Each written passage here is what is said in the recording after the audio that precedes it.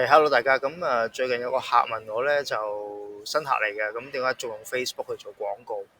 我諗呢個問題可能都有時會有啲客戶有疑問係嘛？譬如而家 Facebook 或者你用小紅書或者你用 Google 咩都好，咁點解仲係用 Facebook 咧？咁所以一次我就解答翻少少嗰個問題，或者即係有個理由啦嚇。因為如果你睇翻第一就係 Facebook，其實佢最多用家數據嘅，由07、08年開始 Facebook，咁而家都十幾年啦嚇。咁加上佢一路發展落嚟，其實好多嘅一啲就 algorithm 啊或者 data point 咧，其實都係 Facebook 最砌嘅。如果諗翻咁，所以如果你係揀做廣告，咁一定最後個廣告係根據個 algorithm 去提議，然後去曝光嘅説話咧，Facebook 係會最準確啦嚇。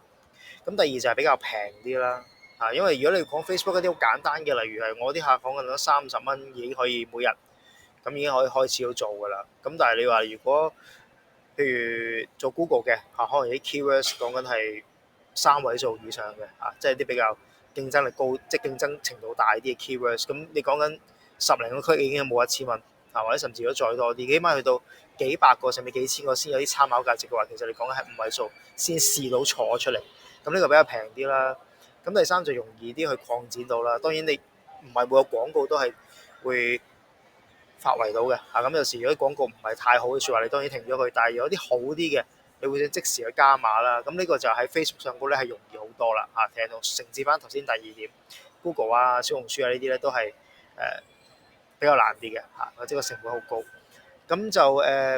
第四點咧，有啲朋友可能唔知嘅，其實 Instagram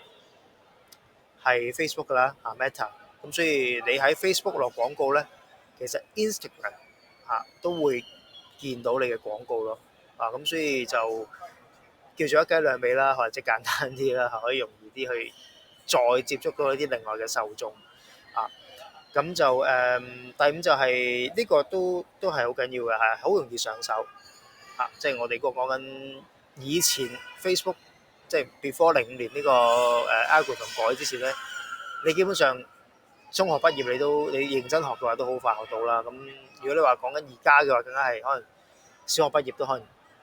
即係用到噶啦。咁所以咧好簡單，亦都唔會用到好多時間。咁但係你要認真去學咁樣咯咁所以希望就解答到大家一啲問題，關於點解仲用 Facebook 廣告。